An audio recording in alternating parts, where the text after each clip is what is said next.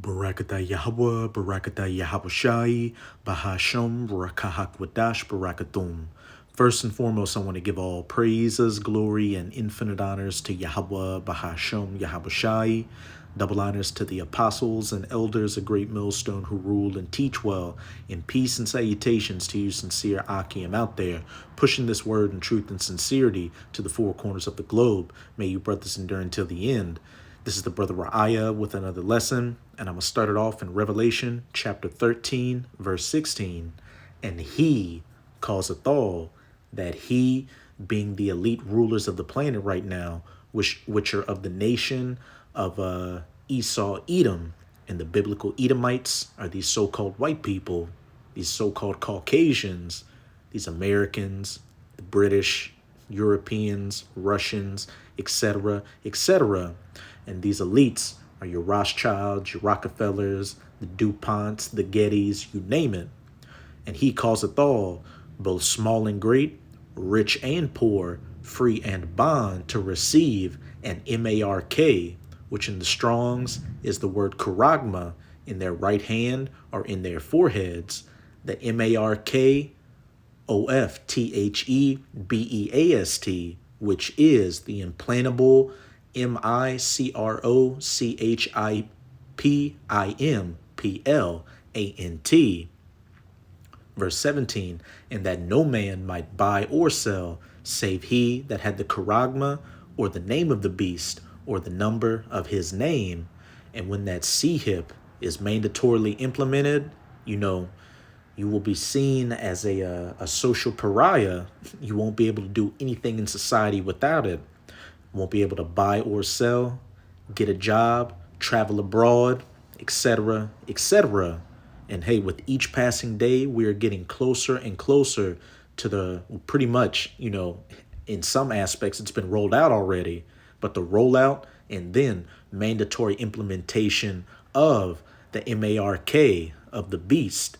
And I opened up the video with these verses to preface an article on dailymail.co.uk, which shows that this fact.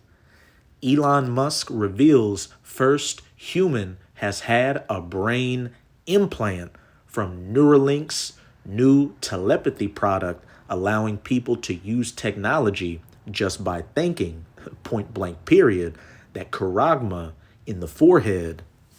Hey, Apostle Tahar has deemed 2024 to be the hopeful year of Jacob's trouble. And since this year has started, there's just been one major event happening after another.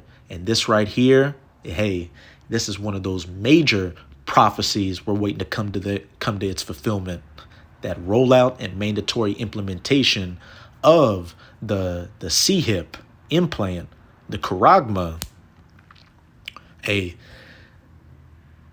you false prophets out there in these other camps that say that the charagma isn't the C-hip implant, well, as we get closer and closer to the end, you're going to have less and less to say, and you're going to be exposed for the frauds that you are. It's becoming self-evident that the charagma has been what the men of GMS, or Great Millstone, as well as the brothers that come in the spirit of GMS, from our apostles and elders on down, hey, it is exactly what we've been saying it is. And this prophecy is no longer tarrying. This is Habakkuk chapter 2. I'm going to read verses 1 to 3. I will stand upon my watch and set me upon the tower, and will watch to see what he will say unto me, and what I shall answer when I am reproved. And the true men of the Lord, the prophets of the Most High, which, if the Spirit's dealing with you, you can clearly see it's been the men of GMS. Hey, they've been standing upon their watch. Verse 2, and Yahweh answered me and said, write the vision and make it plain upon tables, that he may run that readeth it. And the prophets have been writing down the vision and making it plain upon tables, reading the news, looking at current events like what we're about to go into with that article, and then filtering it through the scriptures to go out onto the highways and byways preaching this word, as well as putting up video epistles like this online so that the elect can hear these words and what? run to Yahweh Bahashem Yahushai and get their life in order so that they can have that protective hedge over them for when Jacob's trouble truly breaks loose and they have the strength to endure that hour of temptation when this charagma is mandatorily implemented, and you will be faced with being put to death for not taking it. Verse 3, for the vision is yet for an appointed time, but at the end it shall speak and not lie. And since we're seeing, this vision speaking right now, that clearly shows that we're living in the end, really the last seconds of the last days. Yahushai's second coming is right around the corner. The end of this current age of the rulership of the heathen nations, chiefly of the biblical Edomites, is right around the corner. And hey, the elect are about to receive that salvation and be the first fruits in the kingdom of heaven. For the vision is yet for an appointed time, but at the end it shall speak and not lie.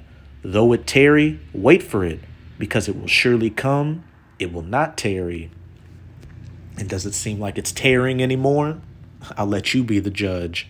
But again, Elon Musk reveals first human has had a brain implant in that forehead from Neuralink's new telepathy product, allowing people to use technology just by thinking. And what does it say right there in that little infographic? How does the Neuralink brain C-hip work? Elon Musk has revealed a patient has become the first human to have a Neuralink micro C-hip implanted into their brain. The billionaire said on Monday night his startup Neuralink had successfully performed a craniectomy to attach the device in the unnamed person on Sunday. He announced the product called Telepathy, and he hopes it will allow users with disabilities like Stephen Hawking to communicate faster than an auctioneer. Musk said it will enable control of your phone or computer or through them almost any device just by thinking. And best believe, this technology is going to be linked to what? These virtual reality, these metaverse platforms. That's going to be one of the ways they're going to sell it. Hey, you don't need this cumbersome device. Just get this implant and you can link right into your digital second life. What's very interesting is when we go to that word forehead in the Strongs, and the Apostle Tahar, I brought this up in a video a while ago. When you go into that word forehead, it's G3359. And what's that word? Metopon. Strong's G3359. Metopon. Metopon. Metopon. And what does that sound like? The metaverse. Which, in order to get into the metaverse, you got to put on that cumbersome gear on your head. But how much easier would it be to just have that Neuralink in your forehead, along with what? Those other C-hips in your hand, in which they already got those. Just look up a company called Walletmore, and then you've got that company. I think they're called Hacks something, Biohacks. I think that might be what they're called up in Sweden. That's been rocking and rolling with that charagma in the right hand. It comes less than a year after Neuralink got Food and Drug Administration clearance to operate on humans, a critical milestone for the startup. Here's a better image of that infographic. Musk wrote on X on Monday night, the first human received an implant from Neuralink yesterday and is recovering well. Initial results show promising neuron spike detection.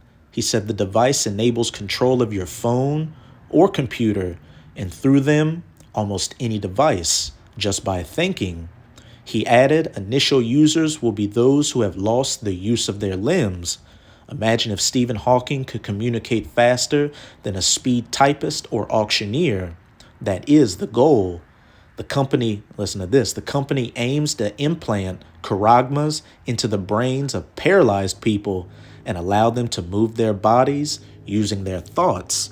And that's another avenue that this devil Esau Edom is going to use to woo the people into getting that sea hip before he really starts mandating it, like he mandated that juice during 2020 to 2022.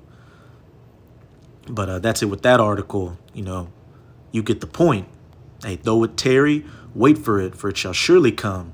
It will not tarry. But again, as it said in that last paragraph, they want to put it into paralyzed people to allow them to move their bodies using their thoughts. Back in Revelation chapter 13, I'm going to jump up to 12. And he exerciseth all the power of the first beast before him. And this is talking about those legs of iron in that vision that King Nebuchadnezzar saw, that the prophet Daniel broke down in Daniel chapter 2, the ancient pagan Roman Empire, which were what? Also ruled by the biblical Edomites.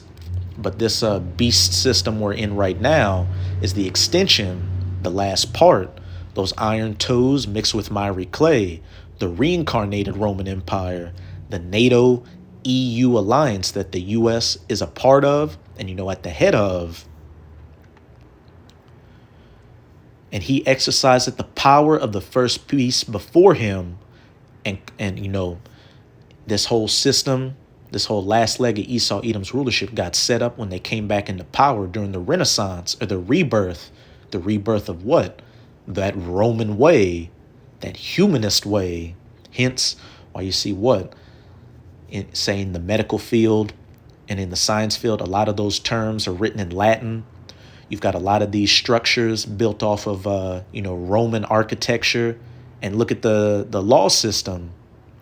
Look at the political system. Republics, democracies, two-party systems. Like what? Just like ancient Rome with the publicans and the patricians. Hey, they don't have that old saying, all roads lead to Rome, for nothing. But again, and causeth the earth and them which dwell therein to worship the first beast, whose deadly wound was healed. Esau fell out of power in the ancient pagan Roman Empire because the Israelites, specifically the southern kingdom, or the so-called Negroes, had taken over and what ruled in the Eastern Roman Empire, which then led to the Byzantine Empire, and the Israelites were ruling in Europe during the Dark Ages, the medieval ages, and then that Renaissance happened and Esau, came back into power. Verse 13, and he doeth great wonders, so that he maketh fire come down from heaven on earth in the sight of men, such as dropping those 2 atomic bombs on Nagasaki and Hiroshima during World War II. Verse 14, and deceiveth them that dwell on the earth by the means of those miracles which he had power to do in the sight of the beast, such as his so-called science and technology, especially this medical technology. That would look like a modern day miracle to implant somebody with something that was paralyzed or blind or was deaf, and what? They were able to hear, see, and walk again, saying to them that dwell on the earth that they should make an image to the beast which had the wound by a sword and did live. And we do see these other heathens making an image to Esau Edom's system. Hence, why what? They wear business suits and ties. They shave their faces. For now, the US dollar is the world reserve currency. In order to become a pilot, you have to speak English. You see a lot of the women of these other nations, try to get with the Edomite man. They get blue contacts. They bleach their skin. They want that blonde hair. We could be here for days listing the examples of these different nations making an image to this beast system. But the point I wanted to hearken in on is where it said he did those miracles to deceive the people. Esau Edom has a God complex and wants to usurp the authority of the Most High and shew himself as the Most High. Hence, why this society is based off of what? Slandering the Bible and making it look like a fairy tale book while pushing the theory of evolution and humanism. But this is 2 Thessalonians chapter 2, I'm going to start at verse 3. Let no man deceive you by any means, for that day shall not come, except there come a falling away first, which happened, the nation of Israel falling away from their identity. You had the northern kingdom, or the so-called Latinos and Native Americans, come over here to the land of Arsareth in 2nd Esdras chapter 13, the Americas. And then what? You had the southern kingdom fleeing from Jerusalem after 70 AD into the interiors of West Africa and into Europe. And, the 12 tribes, even though they had instances of knowing they were Israelites here and there, for the most part, with the northern kingdom, they became those different Native American and so-called Indian tribes, and with the southern kingdom, you had those different empires in West Africa, like the Mali Empire, the Aksum, the Ghana, and then up in Europe, Roman Catholicism, calling themselves Christians, et cetera, et cetera. And then when Esau Edom, he came back into power during the Renaissance. He came to the Americas and stole the land of the northern kingdom and enslaved them, and then, took the southern kingdom from the west coast of Africa in the transatlantic slave trade and brought them to the Americas. And he damn sure beat our identity out of us. So that falling away did happen, and that man of sin be revealed, the son of perdition, the son of destruction, the Duke of Hazard, Esau Edom, who opposeth and exalteth himself above all that is called the Most High, or that is worshipped, so that he as the Most High sitteth in the temple of the Most High, shewing himself that he is the Most High. He started that off with that Renaissance art, iconoclasm, painting over the dark images of the Most High and his son and the Israelites to make them look like Edomites. And then what? He came with the theory of evolution, the so-called scientific method, doing whatever he could to discredit the Bible and make it seem like this is the only life we have, so we have to live it to the best of our abilities. And with Esau Edom being in power right now and having his blessing that the Most High gave him, what? If you believe that this is the only life we have and you see these Edomites, or so-called white people at the top with all this military might and scientific technology, what would you naturally think? Oh, they must be the apex predator. That's the closest we'll get to a god. And then he comes with these miracles, implants to make disabled people normal again. Oh, he really got the people, deceiving them with those miracles so that they make an image to the beast who was wounded by the sword and then healed. Verse 5, remember ye not that when I was yet with you, I told you these things, and now ye know what withholdeth that he might be revealed in his time, which we're living in these times of the revelation of the man of sin, that son of perdition. For the mystery of iniquity doth already work. And when the Apostle Paul wrote these epistles back then, what empire was he living under? The Roman Edomite Empire. So the mystery of iniquity was already working. Only he who now letteth will let until he be taken out of the way. The Most High allowing this devil to do his thing until he's reached those bounds which he cannot pass, as it says in the book of Job, and then he's going to be taken out of power, which, when he mandatorily implements this charagma, hey, that's pretty much game over for Esau. Verse 8, and then shall that wicked be revealed, the wicked whom the earth has been given into the hands of, in Job chapter 9, verse 24, the border of wickedness in Malachi 1, verse 4, which are you Edomites, whom the Lord shall consume with the spirit of his mouth, which he's doing right now with his prophets. I will set me upon my watch and make the vision plain upon tables, that he may run that readeth it. Whom the Lord shall consume with the spirit of his mouth, and shall destroy with the brightness of his coming. Yahushai, the Son of the Most High, whom the world ignorantly refers to as so-called Jesus' second coming, to save his elect and take away the power from Esau Edom. 9. Even him whose coming is after the working of Satan with all powers and signs and lying wonders. And when you go into that word working in the Strong's, it's energia.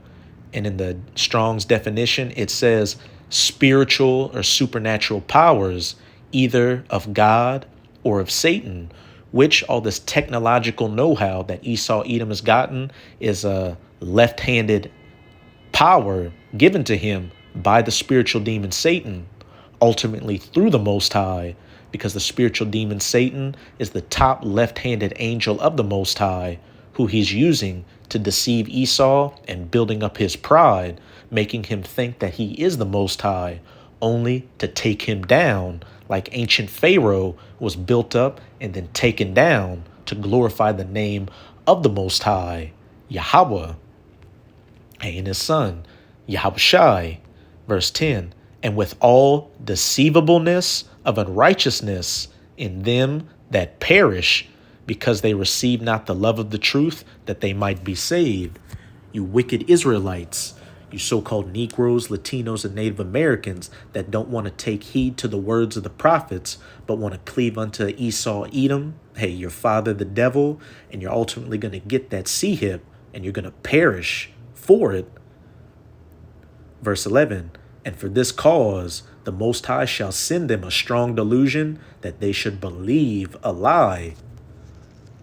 Back in Revelation chapter 13, verses 14, and deceiveth them that dwell on the earth by the means of those miracles which he had power to do in the sight of the beast. The company aims to implant charagmas into the brains of paralyzed people and allow them to move their bodies using their thoughts. But hey, and we're only speaking to the Israelites right now because they're the only ones that can be saved, from this coming destruction. You heathens can get as many, charagmas as you want. You're not getting beamed up on the chariots. But to you Israelites that may come across this message, do not get that C-hip, because that's an automatic death sentence from Yahweh Bahashem Yahushai on you. Hey, as it said, and with all deceivableness and of righteousness in them that perish. There's a great destruction coming to those that receive that charagma. This is Revelation chapter 14, verses 9 to 10. And the third angel followed them, saying with a loud voice, if any man worship the beast and his image, and receive his charagma in his forehead or in his hand, the same shall drink of the wine of the wrath of the Most High, which is poured out without mixture into the cup of his indignation, and he shall be tormented with fire and brimstone. Those nuclear missiles that are going to be shot to the ends of the earth during World War III, as well as that concentrated heat, or those so-called laser beams being fired from the chariots of the Most High, which people ignorantly refer to as so-called UFOs. And he shall be tormented with fire and brimstone in the presence of the holy angels and in the presence of the Lamb, Yahushai, point blank, period. But hey, to you sincere Akim and Akwat out there, and we're almost out of here. Though it tarry, wait for it shall come to pass and not tarry. We are at the door of our salvation, so we just got to keep holding strong and praying unto Yahweh Bahashem Yahushai and doing whatever we can to stay in his good graces, so we can hope to be of that elect number and have that protective hedge over us, that spirit to endure the hour of temptation when this charagma is mandatorily implemented and people will be faced with being put to death for not taking it. So that's it with this video. And with this video, I hope you sincere Akim and Akwath were edified. Just keep strong. We're almost out of this final wicked captivity of the heathen nations, chiefly of the Edomites. And as always, I'm going to say Abad Babal, Kwam Yasharala, and until next time.